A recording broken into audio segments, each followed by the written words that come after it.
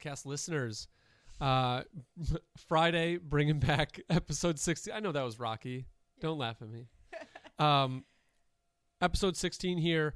I like all of our shows. For sure. They're all very interesting, but this one blew me away.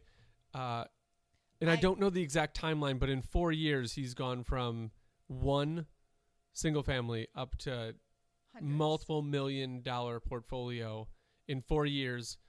So Dylan Suitor here with us. We're going to bring him on in a second, but this show we kind of talk about more about lifestyle and what he does to get himself prepped and ready.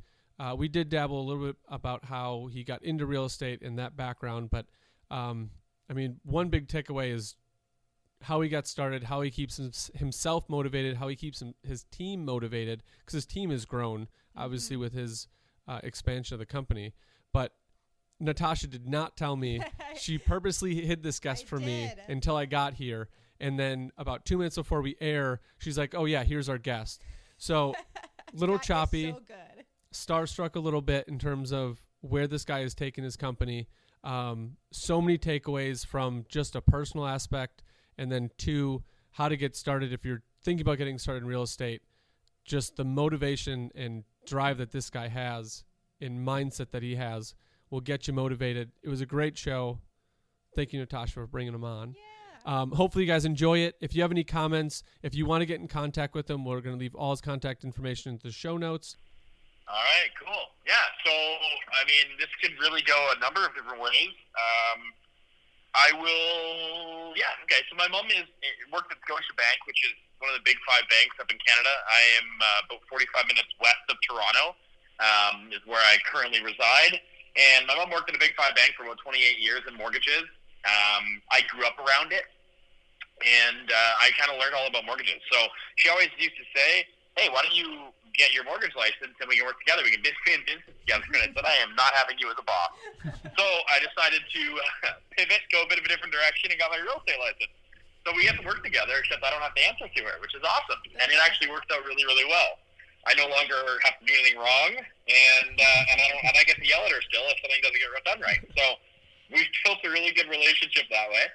And over the past, I'd say 4.5, 5 years, I've gone from being a realtor that wanted to represent myself and kind of cut commissions into kind of a real estate investor that also has a large real estate team that's also involved in brokerage ownership and kind of driving the bus on a summit that we do every October now, similar to Family Reunion Mega Camps. We call it the Real Estate Growth Summit. The idea is to give back, and it came from KWIP, built around the fundamentals of education, social, and culture.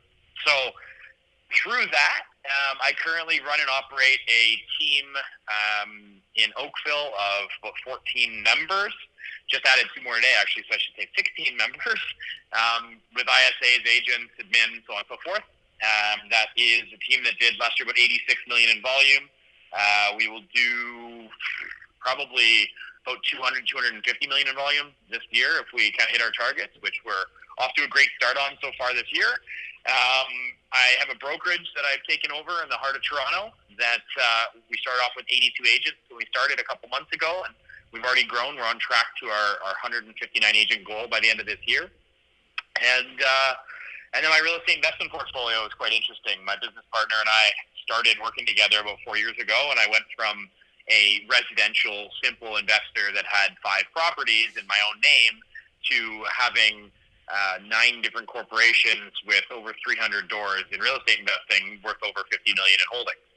And so in a very short period of time, I've been able to compound real estate as an agent into real estate as an investor into real estate as a broker owner. And I love sharing valuable insights and knowledge to allow other individuals to grow in any of those areas. That is quite the background. I'm like kind of upset that you live in Toronto because I was hoping that you were going to be in Wisconsin somewhere. That is awesome. And I was interested. I was going to ask you kind of what asset class you invest in, but I mean, you kind of answered it. But the one thing that I love about your background is because what I want to do with this podcast is show people that people can invest in real estate, and you don't go from 0 to 1,000. So it takes time. You started out simple residential investor, and then things just took off, which is awesome to hear your story. And I'm hoping that kind of inspires people that it can be done. Obviously, I'm sure it was a hard work to get there. Well, yes, and I'm a little bit crazy. You don't sound crazy. I'm involved.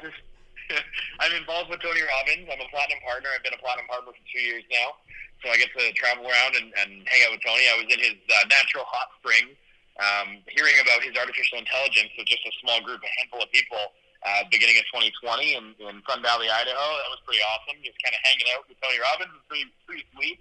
Highlight of my year. Yeah. And you're gonna have to tell me more about Tony Robbins. I read all about him. I actually just took his personality test on his website like last week, just for kicks and giggles. I just wanted to do it because I've taken the Myers-Briggs. Yeah. But Tony Robbins has his own. I've taken a couple of them. I've had to take a couple of them for my assisting job that I do. So it's been interesting to find out all of my quirks and strengths and weaknesses. But man, you want to wake up and watch a Tony Robbins video in the morning? Like, your day is going somewhere. If that guy doesn't get you motivated, I don't know what can. So he has this thing that he doesn't own, but he recommends. It's called a Nucalm, Nucalm, and it's like this software technology. It used to be a big machine, now it's on your phone, and you put these little patch little rings on, and the technology behind them is basically that it'll put you into a deep sleep quickly. But when I bought Nucalm, it was like $5,000 or something like that to buy it. But when I bought that program, it came with this software called Ignite. And Ignite is still in its beta testing, but I have access to the beta because I bought Nucalm. And Ignite is actually, there's 5 different Ignite sessions. They're about 20 minutes, and they do the opposite. So instead of putting you in like a deep sleep or a REM sleep quick, it's supposed to pump you up and amp you up. So it's actually Tony in the locker room with the Golden State Warriors is one of them, and it's like he talks about Steph chewing on his mouth guard and how that operates, and he's like, when he's loose as a goose, he's doing all these different things, and it's really awesome because he's inspiring, and he's talking through how just the way people think, and his whole concept is all about the physiology of the human body and how that is what makes up most of what you do, and that your state, which you can slouch your shoulders over, and then you have your low energy, or you can kind of put your chest up, puff it up, and then you have that much more energy to kind of take over the world and conquer the world. And being able to transform my life and utilize that in everyday life allows me to kind of snap my fingers, use pattern interrupts, really change my state, which then allow me to conquer any problems or any issues that may arise in any world. And that's kind of the ability to just change on a dime is what I've learned from him, which has allowed me to grow in real estate and investments in the brokerage. There isn't a single day that goes by that there isn't 10 fires that are require immediate attention. But I know that with utilizing the different tactics and techniques he's taught me, that I can overcome all of them, and it's just a matter of kind of dealing with them as they come and just get used to them. So that's really the big takeaway that I've had for the personal development side of things with him. Yeah, and that's one common theme that I'm seeing with a lot of investors or people that are kind of entrepreneur.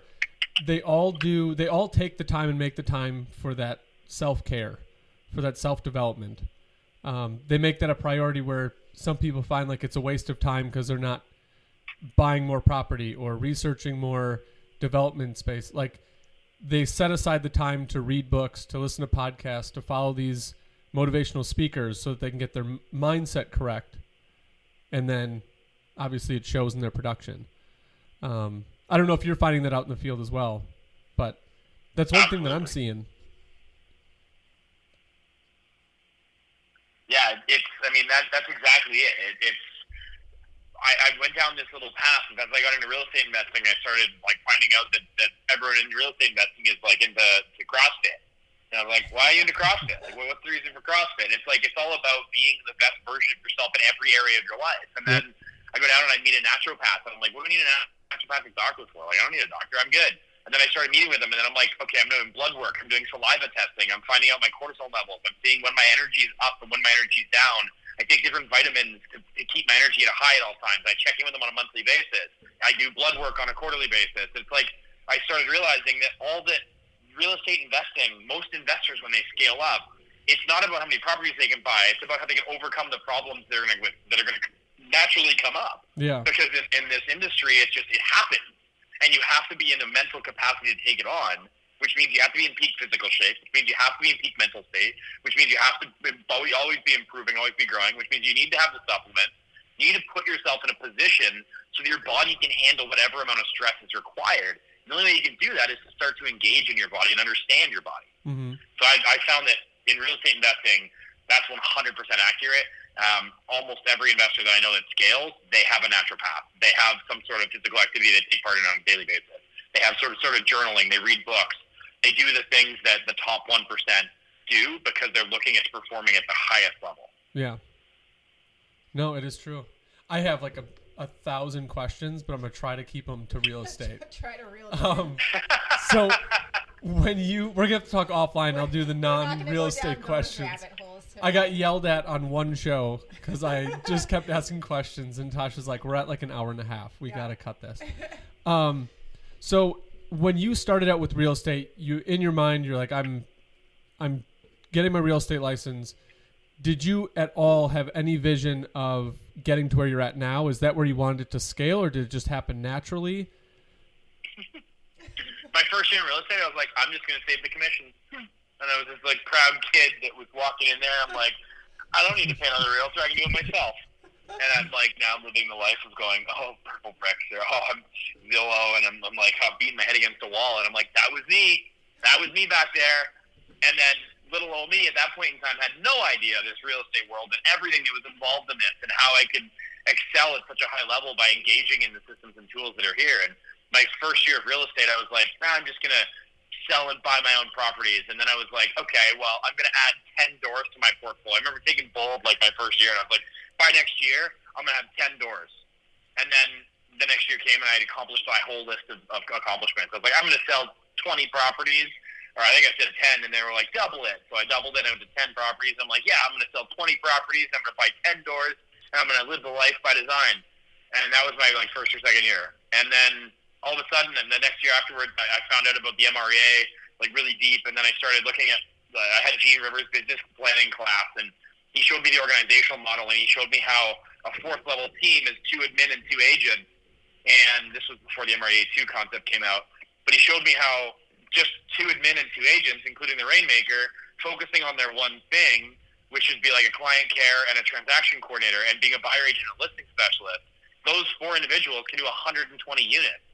And my average sales price is $1 million. So I can do $120 million with 4 people. And I was like, wait a second.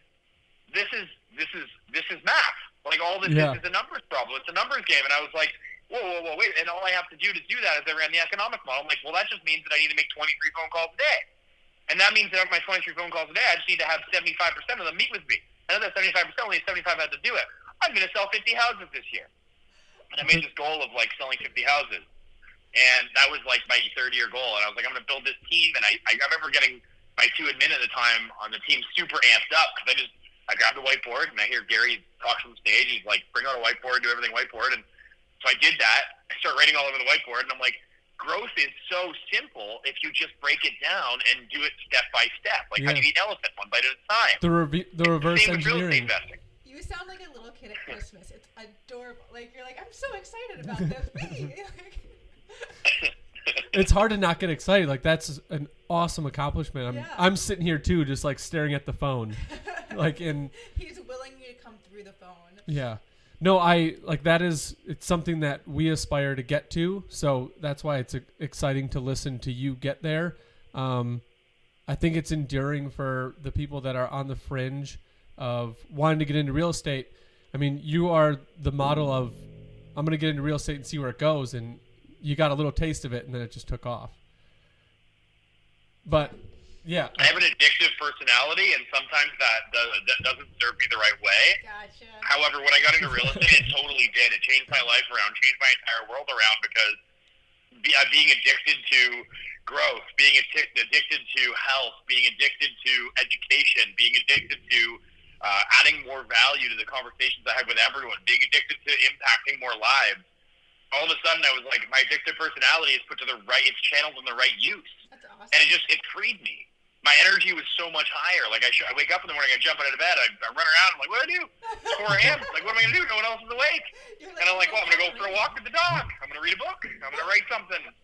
I don't know what to do. I'm just gonna do it. Oh my God, that's awesome. And so it's like I've channeled that energy through addiction in a positive way. Yeah. And I was always addicted to sports because it kept ahead of everything else. And I was just like, I'm gonna be better. I'm gonna be better. I'm gonna be better. And so now it's just a matter of like how amazing, how far can we stretch? And by having that energy, I have incredibly talented people that come into my world and are like, please let me be in your world. Like, I want to be in your world. Like, what do I need to do? And I'm like, you're like more important than me. You do more than me.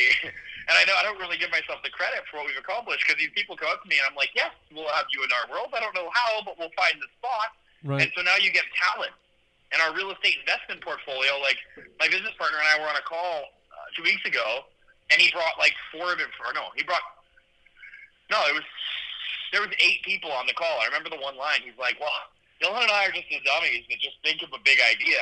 All these people are the ones that put the systems in place, and they're the ones who have the operations. They manage all of our tenants, and we have our CEO of this, and we have our full-time engineer, and this guy deals with all the city permits. And I'm sitting there, I'm like, all the things you just said, I don't even know how to spell. But all we did was have a big idea around it, had lots of energy, and people are like, these guys are going to do it. And by having that vision and sharing that energy because we take care of ourselves, people naturally gravitate to us. And it's just been, I don't know, it's been a really interesting growth pattern that I didn't expect. And you just asked, like, how many houses did you think you were going to sell? What did you think your portfolio was going to be? I remember after 3 years of Bold, I was like, I'm going to have 100 doors before I die. And now I'm like, I'm going to add 1,000 doors this year. That's amazing. So it's a mindset shift, and it goes back to Tony Robbins. It's all about your psychology, your physiology. It's your body makeup and what you believe. Because if you believe it, you just build up the process on how to get there.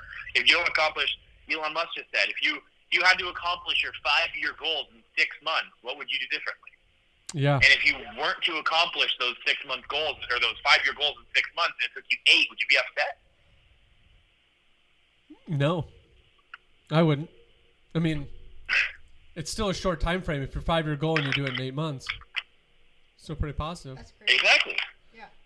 But yeah, that's awesome. Bonus points for bringing up Elon Musk, because he would be the one person, if I could have lunch with anybody, it'd be him. Tony Robbins is close. Well, it's easy to bring up Elon Musk right now because he's talking about Bitcoin and everything's Bitcoin, and now he's behind it. And so my business partner loves Bitcoin, so he's sitting there going like, see, I told you, Elon Musk. And I'm like, this thing fluctuates from 10 grand to 50 grand out of 30 grand out of 40 grand in a coin. Yeah. I'm sorry, man, I can't get behind it. I don't understand it well enough. Yeah. So I'll probably dabble at some point, but. Okay. Yeah. I've looked at a Bitcoin from when it came out, and it was like a penny stock. Yeah. And I was like, I just don't get it. So I couldn't Yeah. even get to that. And now I see where it's at. And I'm like, well, I missed the boat. But, You didn't know. didn't know. And we're going to edit this out. I had a question before when we were talking about Elon Musk. I can't remember what it was. I apologize. We'll circle back. I've only had like 3 moments like this on a podcast where I just forget Don't the need to question. apologize at all. So when you look at investments, are you just strictly in Canada? Do you diversify into the U.S.? Where's your niche? Is there an asset class? Is it a location? This is a question that if you ask myself or my business partner the same question, you get a different answer. Okay. He's the brainiac behind getting me on board to be a crazy person to buy some properties, and that's been based on finding properties below the price of build. So we look at the cost of lumber, we look at the cost of labor, we look at the cost of land, we add it all up, and if it's like a house would cost $500,000 to build, but we're going to buy it and renovate it for $400,000 and it's going to bring in cash flow, we'll buy it. Because at some point in time, like, builders can't go in and build. They're just prohibited to. They can't. They have to find somewhere else. So we buy the bottom of the market. We buy the rougher areas. We buy the areas that need to improve. We buy the areas, I mean, in southern Ontario, all of Ontario, which is like a major piece of Canada, when you're looking at the actual asset classes, every house is going to have to be lived in. We don't have enough housing. We have a massive housing shortage.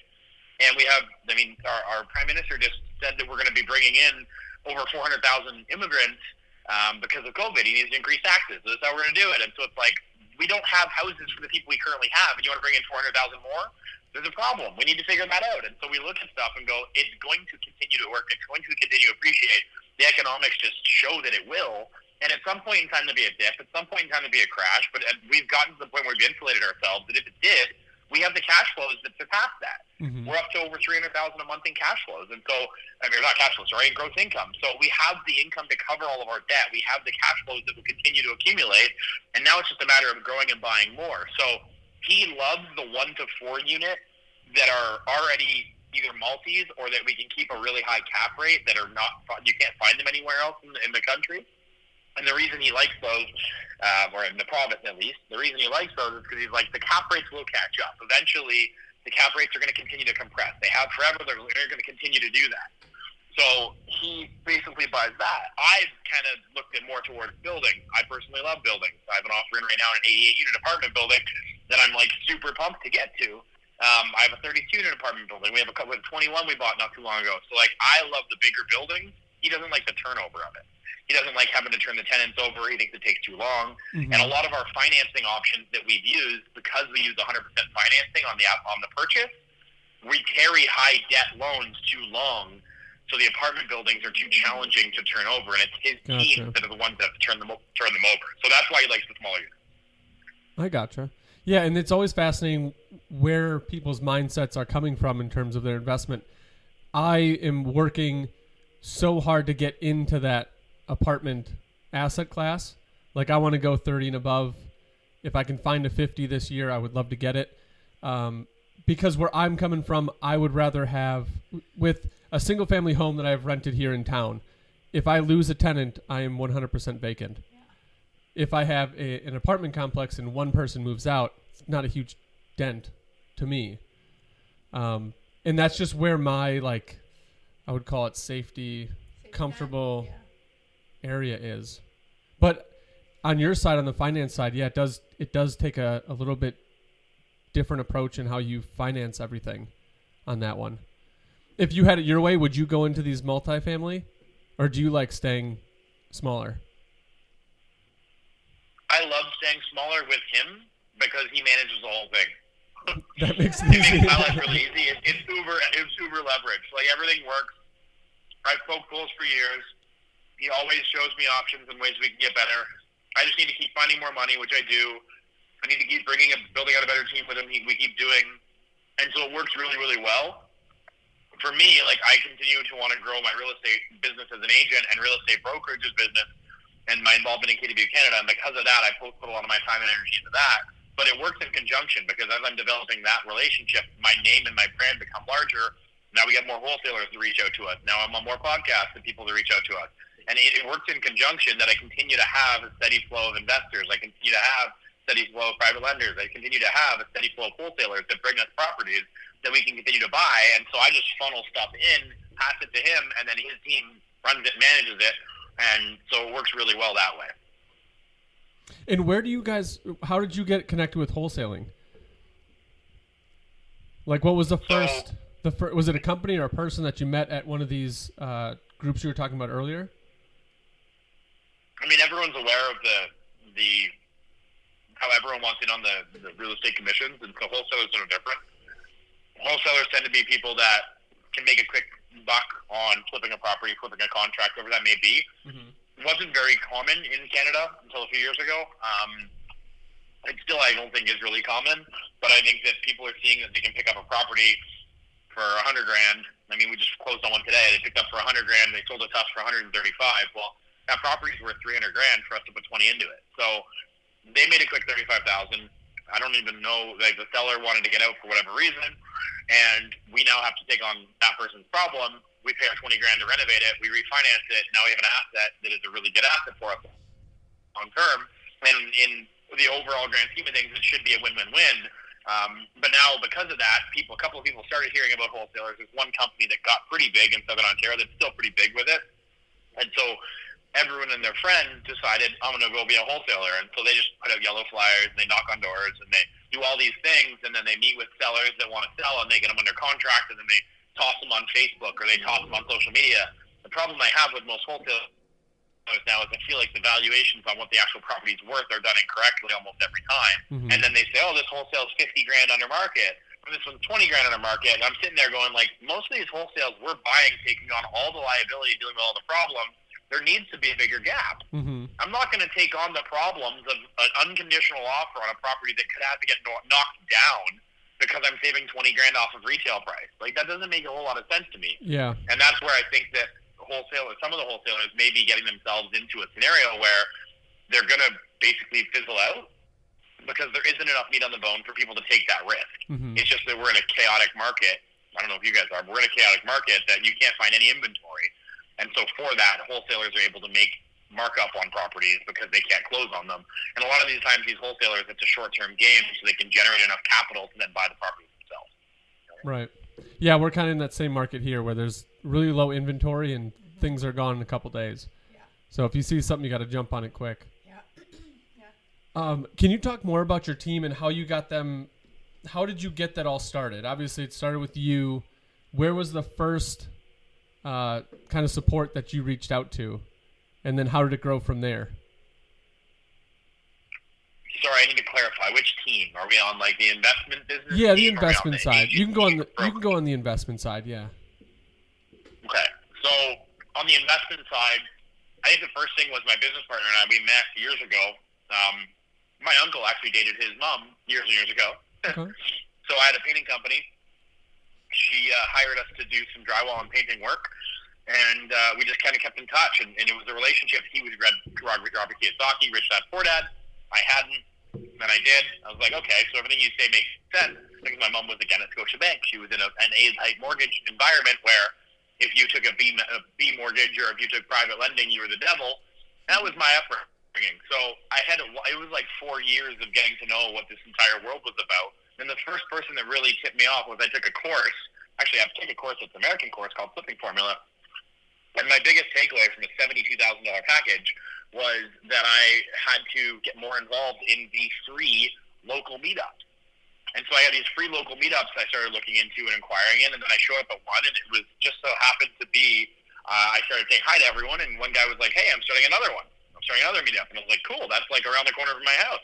So I went and I got to that meetup, and I've now been a part of that meetup for 3.5 years. I'm now the real estate sponsor, and my team ended up becoming from a lot of people that I met at that meetup. So I found other like-minded individuals from that meetup. My mortgage broker that I was using, not my mom, my mortgage broker that I'm using to buy a lot of these properties privately taught a full-day course on private financing. So I attended that course. And then I started picking up real estate clients, and then I started picking up other people in these classes that I was a part of. They were like, hey, I want to learn what you're doing. And so they'd join my team. They'd work for free. They'd be an admin, or they'd be an agent, or they'd find us deals, or they'd analyze properties. And then we've just kind of organically grown where more and more people come into my world because they want to be clients, or they want to be, they want to build a portfolio, or whatever that may be. And then because we have similar goals, instead of it being a 9 to 5 where they clock in and clock out, it's like I could call almost anyone on my team any hour of any day, and they're going to answer the phone. And if not, they're going to call me back within an hour because they don't think of their job as a job. They think of what we do as a lifestyle. And that applies to all of my different businesses, is that the environment, the mentality of the people that I work with, they look at this and go, okay, well, I'm here for a job. I'm going to do that. I'm going to do my task. I'm going to work till the job's complete, but I'm also here to serve people. And so it's a different style of thinking. The people that I have around, all they do is they want to serve our clients. They want to be the best for our clients. And our clients can be agents. Our clients can be investors. Our clients can be our tenants. And so our team is really built out around who do we need to service? Who do we need to provide the highest level of value to? And it's just a mindset that I'm constantly thinking of. So when I'm doing speeches or talking or leadership meetings, it all turns into a mindset of growth and a mindset of abundance and a mindset of giving and a mindset of providing massive value. So the teams that we have everywhere are set up with that same intention. My business partner says it quite often. He said, if you're making a decision to get a check, get out of the team. If you're making a decision because it's what's the best for, he actually named the investment company we had SID, and my company's Elevation, and so Elevate SID is our corp, and he looks at SID, SID, which is Spend, Invest, Diversify, and he ends up relating or referring to SID as it's baby SID. So the company that everyone in the environment looks at this organization as a child. And so he's like, you have to do what's best for baby Sid. And it's kind of funny because he always brings up like, oh, baby Sid, right? But it's true. The organization that we all represent is a child. And if you don't nurture it, you don't feed it, you don't care for it, and you just let everything around it just die, then the kid's going to die and the business is going to die, and now you don't have a business. What's the point of being around? Right. That make sense? Yeah, no, I really like that philosophy. All of that I liked. You started out with Rich Dad Poor Dad, which was the keystone of getting me into real estate. I was in outside sales, doing the jobs just for money, basically. And then someone actually at one of we have like RIA around here. It's one of those meetups. It's in Milwaukee, which is a few hours south of Toronto. But that was one of the books they brought up. And they were like, hey, if you haven't read this book, you should read it. So as I'm sitting there in this meetup, go on Amazon, order it, read it in like a night. It was a night and in the morning. And then after that, I was like, I am done with sales. I am in real estate. This is like where I need to be. Kind of lit the fire. And he talks about all the topics that you just kind of talked about in terms of kind of breaking free of that W-2 paycheck kind of aspect. But what I really like about what you just said and how you have your stuff set up is that team mentality or that family mentality where everybody's playing their part to make the whole company operation, in your analogy, the kid, grow correctly and positively. So I'm on board. I may steal some of your beliefs on that one and institute with our team here. That's awesome. Awesome to hear. That's all I can say. The way you raise the child, the way you treat the child, is how the entire organization is going to operate.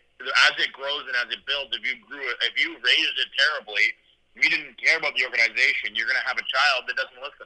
You're going to have clients that don't care. You're not going to be able to tune into it. So it's an analogy that he applied that I've just really started thinking really deeply about recently, and I'm like, that makes so much sense on so many different levels. So I appreciate what you're saying. It totally makes sense. And definitely rip it off. It's not mine. It's his. So if anyone gets mad, it'll be him. I won't tell him. And it sounds like when you're going through and getting your team members or another piece of your family, you're really looking at the person and then getting them into where their strengths are. I mean, because it sounds like what you were saying, it's more about the person and their care for the company than what they bring to the table in terms of past or education and all that stuff. Yeah, I struggle with getting rid of people if they're in culture. And I think that's the problem where it's like, if someone's not performing, and I always have a culture of performance, if someone's not performing at a high level or fulfilling the expectations, my first comment or my first idea is what position can they perform in? Because if they're just not showing up and they don't care and they're letting clients down consistently and I call them about it and they're like, whatever, I don't care, that's a problem. But I mean, I had someone yesterday on the team that we had a listing appointment that canceled because the guy, he spelled his name wrong in a text. And I'm sitting there, I'm like, honestly, like, yes, it sucks that we lost the commission check. It sucks that we lost the client. It sucks that we weren't able to support that guy in his move. But the fact that he literally said he doesn't want to work with you because you spelled his name wrong once, I think that just, it goes to show the type of client we don't want. But this guy beat himself up on it all night and just kind of like really took it personally because he's like, I let the team down. And that beat him up more than anything else. So it's like, yeah, he missed his goal of how many listings he needed to have because the client basically decided not to work with him. But we wouldn't have wanted to work with that client in the first place because he's not in culture. And so I have an individual who missed goal that I now technically, based on performance, should be getting rid of. But he shows up, he cares, he's compassionate, he does everything he can for it. Like, he'll never make that mistake again. And because of that, there's going to be another role or there's going to be another opportunity for him. Right, and I'm trying to think back of what I was reading, but they were talking about how people are so quick to let people go because they're not performing. Oh, yeah. But really, it's just try and find an aspect that they want to be involved in. Because if you can get your family members or your employees, team members, to buy in and feel appreciated and feel like what they're bringing to the table is worthwhile and they're getting some fulfillment out of it, there really shouldn't be any issues. It's when you run into misalignment in terms of what they want to be doing and what their tasks are, that things start to fall through the cracks. I just want to say you can't ever let me go. So you're not going anywhere. I can't let you go. So when you were talking before about not really knowing the mechanicals of how things are run because you put great people in great positions and they kind of take it and run with it, that is Natasha for me. Ask me about Facebook and marketing and all that stuff, and I have literally no idea. Someone will come up to me and they're like, hey, I just saw that. I don't want to know. Someone will give me a call and they're like, hey, I just saw that video that you posted. That was super cool. I was like, oh, yeah, that one. I don't know. I have no idea. Natasha just runs it in the background, and, I mean, a godsend because... I make things look pretty. Yeah. I love that comment. It's so valuable. Everyone in my world knows that if you want to get my attention on something, draw something that has colors. I'm so basic and so simple, but it's like, if you want a really good answer, don't give me a paragraph. Right. Make it a picture. You'll get a much better response from me. I'll tell you exactly what needs to get changed. I'll tell you exactly where needs to go. I'm very visual. So if you have writing that I have to read, I'm not going to give you as good of an answer or give you as much advice as if you give me a picture. So it's funny, whenever someone sends me a proposal, I leverage someone out, and I say, okay, well, yeah, go hire this person, or please hire that person, or yeah, go down and KPA this person. And through that, I've gotten so often where I'll get presented to down the road, and I'll be a part of step 4 or 5 when it's a really good candidate. And the comment is, oh, well, I was told to make it pretty. It would be more appealing to you. And I always laugh because making it pretty is so important. And it's like, that's what, there needs to be pretty people in your world. They need to make all this stuff pretty. I'll send you over an email later then. It'd just be a picture. Yeah. Make sure that's pictures. Yep. It's a pretty picture. Absolutely. So what would be in the aspect of inspiring people to get into this wonderful world of real estate, what would be your kind of takeaway or your first step for someone who's listening to the show thinking, oh my God, there's no way I can do what he's doing. That is way too big to take off. I've got so many things in my life. Yeah. There's just no way I can do it. What would be your first step or your first thing and say, hey, you can do it. Just do this and stick with it. Well, if you keep telling yourself you're not going to do it, then you won't. That is true. So that's the first thing. And then the second thing I would say is, like, I'm in a recent kind of push where we're in a world of collaboration. We're in a world of teamwork. And together everyone achieves more. How do we do that? And so I would say, like, the first thing you should do is just go and give her your time for free. Help be around someone. Be in an environment that is growth-oriented. Be in an environment where someone wants to help. And then collaboration is now co-elevation, and it's that together everyone can achieve more. And the difference that I find between collaboration and co-elevation is that collaboration is all about sharing good ideas. Co-elevation is about sharing good ideas and taking action on them. And so I think that the idea that people need to collaborate is awesome, but then you need to take it a step further. You need to take action. You need to execute on the goal. And the only reason I am where I am and I have what I have and I've done what I've done is because I've been the one who's actually executed on it. I have not taken any original idea. I have not created anything myself. I've just taken other people's models and systems, and I've implemented them. And I've found the right people to be in my world through trial and error and through failure and through growing through pain to be able to achieve what I have. So take the jump, take the leap, step into it, actually do it, take action on what you want to do, draw it out, and then do it. Don't just draw it out and look at it. I feel like Natasha's setting me up with this podcast because that is that's my one thing when people ask me, like, how do I get into real estate? I always tell them work for free. Yeah. Like, it's simple. Find a broker that you can just be around the office, filing papers, being an assistant, taking notes, doing scheduling. Just do something for free. Be around the culture. See if you enjoy it. And if you enjoy it, it's going to grow from there. I was going to say, I didn't tell Marcus anything about your background before we had you on today. Like, he got here, and maybe 3 minutes before we pulled up the phone to call you, I was like, oh, wait, here, take a look at this. And you just saw, like, his jaw drop to the ground. He's like, oh, my gosh, Natasha, this is amazing. How did you find it? And I feel like just your mentality is something that I aspire to get to. And I feel like you bring it down to such a basic level that everybody can take in and everybody understands. But yeah, I think that tidbit of work for free and collaborate and get ideas from others, it's not rocket science. You just got to do it. You have to show up. Mm-hmm. Yeah. That's the main thing. And I mean, it's so often that people just give these tips. I'm like, what do you do? What do you do? What do you do? Well, you actually just do it. Like Nike said it best. You just actually do it. Mm-hmm. And it's the difference between a performer and a player is that a performer will do it until they can't mess it up. Yep. So you need to just get it right. Just do it. You just try it and try it and try it and try it and try it again. Because eventually you'll get it right. Eventually you'll learn, tweak things, edit things, and just continue to take action. If you're always in action, then you will succeed at it eventually. Yeah. And not being afraid to fail. I am very open with things that I've failed or messed up on. Like when we're doing construction, we're doing a rehab on a house, and I try to do an idea and it just doesn't fit and doesn't work. I'm like, oh, well, we tried it.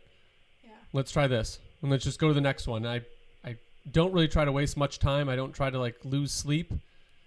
It happens. We messed up. We're going to get back on. We're going to try it again. Mm-hmm. And I feel like you're instilling that with your employees, which is something that I didn't think to really reiterate to them. So you're kind of light bulb moment of like, hey, you should push this into the people a little bit more.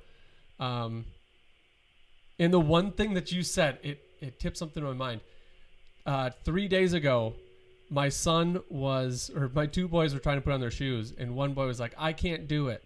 And the other boy looks over, he's like, well, if you tell yourself you won't do it.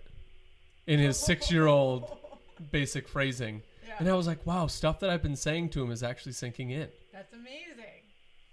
And it's so true. The best part about that statement, when you bring it back to an employee scenario, is that it was the collaborative effort of your two boys. You didn't have to say it; it was them, but it was from what you were doing over and over again. You probably gave the boy who said that the opportunity to fail, and that's something that I see doesn't happen so often in teams. Is that they say, "Oh, you get fired because you screwed up or you messed up, or you did this." That is the best mistake someone can ever make. It's the most expensive lesson they'll ever learn because they'll never do it again. Yep. So it's like whenever anyone in my world comes to me and they say, "Hey, I did this wrong, or I did that, or can I do this?" It's like, absolutely, go do it. And if you screw it up, we'll deal with the consequences, but you'll never do it again. Right. I was on a coaching call just a couple hours ago, and there was a course that my team leader was going to. He missed his calls this week, didn't hit his goals this week, and so he's now working on the weekend to make up. I didn't force him to work the weekend. I didn't even force him to go to the class. It was 2 days. It was career visioning on how to hire people. And I'm like, okay. And then the coach was like, well, were you forced to go there? Did you have to do that over making your calls? He's like, well, quite honestly, no. I mean, if I didn't go, then if I dug my heels in the ground and said, Dylan, I have to make my calls and do my recruits, he would have just said, yeah, okay. He's like, he gives me the autonomy and the freedom to do whatever I want. And because of that, I need to get rid of the BS that I deal with during the day and all week from 9 to 5 on Monday to Friday and then whatever else. And he's like, I need my evenings because of some health reasons, but my weekends are now going to be the time where I can deal with all the BS. Mm-hmm. He's like, it's all the stuff that I don't have time for during the week that distracts me from completing my job. I'm going to catch up on the weekend. I never asked him to do that. It's an aha moment that he had because I allow him the opportunity. I give him the environment to fail, and he learns through his failure. Yeah. That sounds like my weekend this weekend too, so he'll have good company. Yeah, I think in a leadership spot to allow people the autonomy to get stuff done on their own. Like, and sometimes it's hard and sometimes it's frustrating. I'm sure Natasha gets mad at me, but I'm like, hey, we need this flyer. It needs to say this. Just do it. And she's like, "What? Is there anything more?" I was like, "No, I trust you. You're going to make it look good. It just needs to have this information. However you want to organize it is fine with me. You put people in, you trust them, and people will surprise you every day." You're one of my easiest clients. So I appreciate that. Appreciate it. Do you? Yeah, it's something that came up on the leadership call this morning. One of the team members was just like, "Dylan's probably going to say, I don't care. So let's just pretend that that's the answer he gave. Let's just do what we think is the best and move on." And I'm like, quite honestly, guys, you have two different routes. Both of them are going to get us somewhere, and they're both going to get us further along than where we are right now. So why don't we put that aside? It took more than 5 minutes. I don't have time to deal with this. You guys make the decision, and we'll deal with the problem afterwards. Right. Right. I mean, you put them in there to do their role, to fill their obligations. Yeah. And you trust them, and that's the big thing. Leadership from the top, trusting people to run their little segments is huge. Mm-hmm. And I'm sure that's why you have great retention. Yeah. They'll all perform better. Yeah, I know. It sounds like it, and I believe it. Within your teams, do you instill these leadership, like you were speaking about Tony Robbins before? People like, I don't know if you're on board with Gary Vee, but he's another guy that I watch and listen to because his motivation is always at 100% no matter what. You ask him to brush your teeth, and he will brush his teeth better, faster. Do you know Gary Vee at all? I do. Okay. Yeah, I don't watch him too much. I watch John Maxwell quite a bit. I watch Tony Robbins quite a bit. I mean, what I find is you'll never stop finding incredible motivational speakers. Yeah. And I just attached myself to a couple that I think improved my life in a greater meaning, and I've taken action on what they recommend. Yeah. And it works at a really high level. I always recommend for everyone in my world to be a part of Tony Robbins' world, because it really does grow you as a person. And being a platinum partner and being in this virtual world, I get to go to every event that Tony does for free. That's what I pay for. So I pay a substantial fee once a year, and then every event for that 12-month period is included. And what he's done now because of COVID, it's actually been such a gift because everything he does is virtual. So instead of me having to fly someone down to test Tony Robbins, like I've increased the amount of people that have seen Tony Robbins in my world, and it gets them all amped up and riled up, and then I attract better people and more committed people because now they're seeing it from someone else. And all they're seeing is that everything I'm applying in my life is just taking from what Tony says and applying it, and taking what Gary says and applying it, and using these concepts that work, bringing them into the business, breaking them down, and then they're like, it's kind of working. We have to break down the amazing stuff that these performance speakers give us, break it down week by week, and then what you see is that when they actually go to the events and they see it, they're like, I know all this stuff. This is where you got it from. And I think my first interaction with that was bold. I mean, Diana Tague took a bunch of motivational speakers, a bunch of quotes, and all these amazing things that top performers did all around the world, and built them and put a real estate twist on it and called it Business Objectable Life by Design. It's not original content, and it's all stuff that other people have done, and it works. And she just built it all out and tied it to real estate, and we entered into this 7-week program that ends up changing your world. That's awesome. Yeah. And do you, within your teams, do you instill your employees to take the advantage of Tony Robbins? Do you set up programs for them to watch, listen to? Do you kind of push them into that way, or do you just kind of leave it open-ended? I don't push them into it. I do it. They see me the day I get back, and they're like, what just happened to you? And my energy levels are even higher. And so most recently, we did Business Mastery 2, and it was he broke it into 2 3-day sessions. So the first 3-day session, day 1 came, and I was thinking about my team the whole time, and so I just texted a bunch of them, and I was like, wait a second, why are they not here? And so day 2 came, and I invited one of my director of operations came, and she spent 16 hours, and her mind was blown. She's like, you spend 5 days doing this? I think she took the whole next day off. It was like one 16-hour day, and she was just mentally drained because of the energy that was in that room, and it was through a TV. And so then I ended up, she's like, I can't be here tomorrow, so she didn't come on the Sunday, and so I invited a couple other teammates to it. I'm like, hey, what are you guys up to? They're like, well, I have a couple appointments. I'm like, well, you can make the decision. I'm not going to force you into it, but I got Tony Robbins on right now, and pretty amazing stuff. You guys want to come over? And without a moment notice, they were there. They dropped everything to be there. And I think when I first started taking it, it wasn't that way.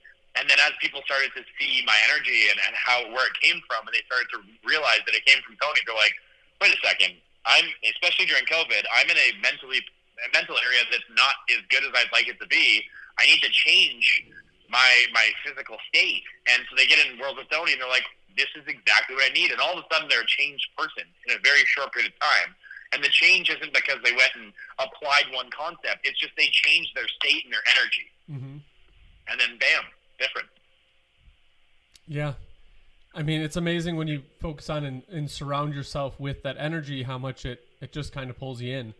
And that was one thing that, I mean, I will admit, through the whole COVID, I don't know what month stretch was that. It was like 5-6 months of when it was really, really bad, at least in this area.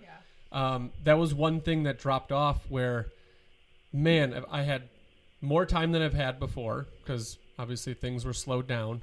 on the personal side. Work didn't really stop. But yeah, I wish I would have capitalized on that more, because I'm just coming off of that down period with that energy as things reopen. Missed the boat on it, but it's not something you can sit and just dwell on. You just got to keep going on it. Now you have time. I know. And I've got somebody to follow to inspire me. Just, Yes. we're going to get on to, do we grab his social already? No, not yet. Okay. Well, we're going to grab your information because we got to kind of wrap up the podcast. We hit about an hour. I still have 1,000 questions. So we'll have to have you come back again so Marcus can pick your brain. But we're going to get you on Zoom. Yes. We're going to get you on Zoom. Welcome to 2021. And I'll do my hair, and I'll do my makeup, and I'll look like a normal human being. You're going to go on your call next week, be like, I had this podcast. I feel like they're in the 90s or something. Yeah. Really weird. Yeah. No, but... Wait, I have one question. Yes.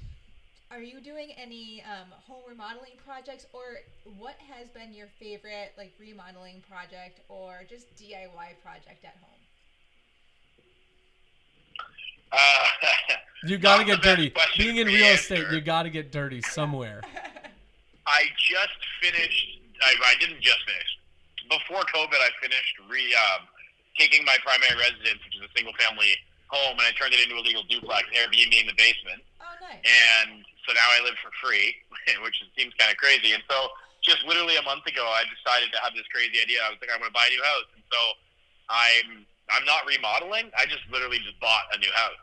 And so the biggest like remodeling itch that I was doing kind of got satisfied with my 32-unit apartment building that I took down to the studs and did absolutely everything on.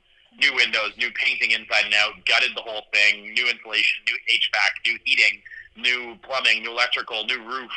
You name it, this thing's been done. And so I'm kind of just sitting there going, I'll let all the remodeling happen with the team now. I am totally good to just live in a nice house and have nice things and just enjoy the fruits of the labor, because I've definitely lived through my fair share of home renos.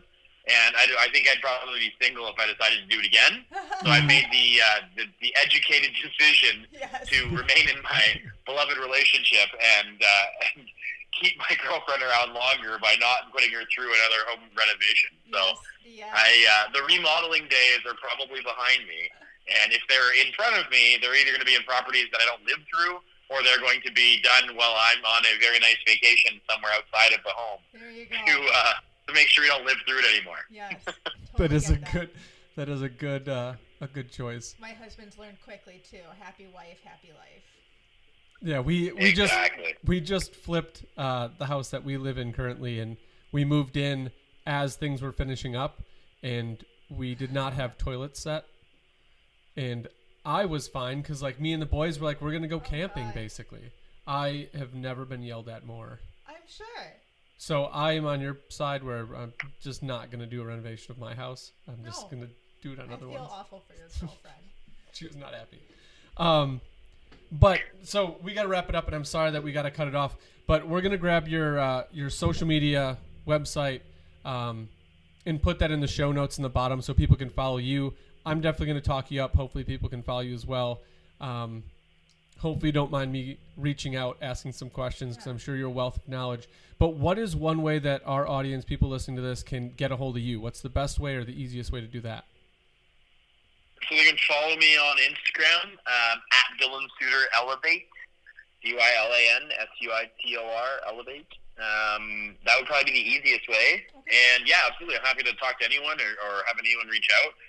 I'm doing my Elevate Your Wealth session, so I had really good success with this a year ago, and just started saying like I'm going to do a 30-minute open question and answer of ask me literally anything, and we can just kind of chat and how do we increase your revenue streams and elevate your wealth. And so it's been really successful, and so check those out. A lot of people have kind of done so, and all I ask is that at the end of it, I have to get a 30 to 60 to 90 second video around what you took away. So I have 3 questions that I ask. What was your biggest takeaway? What are you going to implement right now? Because as you've seen, it's all about action and getting into action. Yep. So what are you going to implement immediately to get into action? And then the third one is who else do you know that I got to have a value-add conversation with? So check me out on Instagram. That would be probably the easiest and best way. Awesome. Thank you. You've been very inspiring today. Yeah, I have so many things taken away from this show. So I appreciate your time. Thank you so much for giving us your time. I know that with all the stuff you have going on, I'm sure you're pretty busy. But I just want to let you know that I appreciate it, and we'll get you on a Zoom call next.